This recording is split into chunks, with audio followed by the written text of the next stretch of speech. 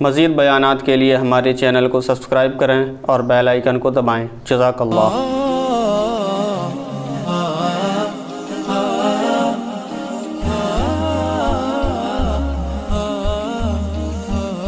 میں عجیب بات آپ کو بتاؤں، وہ قرآن کے اور اسلام کے اس نظریے سے بلکہ فطرت کے اس نظریے سے اتنا ہی دور ہیں۔ آپ جاؤ گوروں میں، سب سے دور کس سے ہیں؟ اللہ سے، حالانکہ قرآن سب سے پہلے کس کو بیان کرتا ہے؟ بولو نا، اللہ کو۔ جو لبرل لوگ ہیں نا، وہ اللہ کے علاوہ ہر ایک کی سنتے ہیں۔ کہہ رہے ہیں نا عاطف میاں کو بحال کرو، ان سے کبھی آپ بیٹھ کے بات کرو تو اللہ کے علاوہ ہر ایک کی بات یہ غور سے سنیں گے۔ ان کو بتاؤ عمران خان کا یہ بیان ہے، مولانا فضل الرحمان نے یہ کہا، نواز شریف نے یہ کہا، اچھا اس پہ تبصرہ ہوگا اللہ کا یہ حکم ہے، یہ کیا ہوتا ہے بھائی؟ یہ کیا باتیں کر رہے ہو؟ اللہ کا حکم، یہ کہاں سے مولوی کہاں سے آ گیا درمیان میں؟ بھائی مولوی نہیں کہہ رہا قرآن، بھائی قرآن کیا ہوتا ہے؟ بھائی نبی نے فرمایا چھوڑو یار یہ مسجد کی باتیں، مدرسے کی باتیں، اس قسم کی باتیں ہمارے سامنے نہیں کیا کرو، مذہب کی باتیں ان کو وہاں سائڈ پہ رکھو۔ یہ ہوتا ہے کہ نہیں ہوتا؟ آپ اس کو بتائیں گورنمنٹ کا یہ قانون ہے، سنے گا۔ اقوام متحدہ کا یہ قانون ہے، سنے گا۔ اللہ کا قانون ہے، نہیں سنے گا۔ قرآن نے ان لوگوں کی کیفیت بھی بیان کی ہے، فلا صدق ولا صلی ولکن کذب وتولی ثم ذهب الى اهله يتمطى اولا لك فاولا ثم اولا لك فاولا۔ فرمایا جب اس کی موت کا وقت آئے گا میں اسے کہوں گا کہ نہ تو نے میری آیات کو غور سے سنا نہ ان کی تصدیق کی۔ تیرے سامنے جب میری آیات اور میرے احکام بیان کیے جاتے تھے منہ پھیر کر تکبر کے ساتھ اپنے گھر کی طرف چلا جاتا تھا۔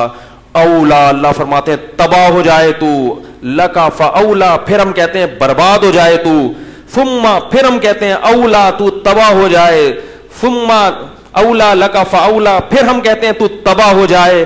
ایحسب الانسان ان یترک سدی، تو نے کیا یہ گمان کر رکھا تھا کہ میں نے تجھے پانی کے قطرے سے پیدا کیا؟ پیدا جب کیا تو ماں کی چھاتیوں میں دودھ کے چشمے جاری کر دیے، ایک تجھے خیر خواہ باپ دیا، ایک ماں دی، ماحول دیا، پھر آسمان سے تیرے لیے بارشیں برسائیں، اور پھر تیرے لیے زمین کو پھاڑ کر نباتات پیدا کیے، اور پھر تجھے طرح طرح کے میوے کھانے کو دیے۔ جب تو بلوغت کی دہلیز پہ قدم رکھتا ہے تیرے لیے ایک زوجہ پیدا کر دی، عورت پیدا کی جس سے تو سکون حاصل کرتا ہے۔ جعل لکم من ازواجکم بنین وحفدا، پھر اس سے تجھے اولاد دی تیرے بڑھاپے میں کام آئے۔ تو یہ ساری خدمتیں جو میں کر رہا تھا، ایحسب الانسان ان یترک سدی، تو یہ سمجھتا تھا کہ تجھ سے کوئی سوال نہیں ہوگا، تجھے ایسے ہی بیکار پیدا کیا میں نے۔ تو نائٹ کلب میں جا کے ڈانس کر، تو لڑکیوں کے ساتھ دوستیاں لگا، تو شراب پی، تو صبح شام علماء کو مولویوں کو گالیاں دے، تو صبح شام قرآن کی مخالفت کرے، تجھ سے کوئی پوچھنے والا نہیں ہے۔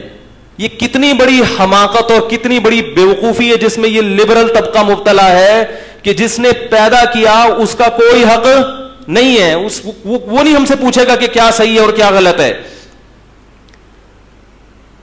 فرمایا یحسب الانسان ان یترک سدی الم یکن نطفۃ من منی یمنی، فرمایا بتا تو پانی کا ایک قطرہ غلیظ قطرہ نہیں تھا جس میں آنکھ ناک کان دل دماغ جگر بنا کے میں نے تجھے انسان بنایا۔ یہ گورنمنٹ نے یہ کام کیے ہیں، گورنمنٹ کی سن رہا ہے، پی ٹی آئی کی سن رہا ہے، جے یو آئی کی سن رہا ہے، نواز شریف کی سن رہا ہے، ہر ایک کی سن رہا ہے، نہیں سن رہا تو کس کی؟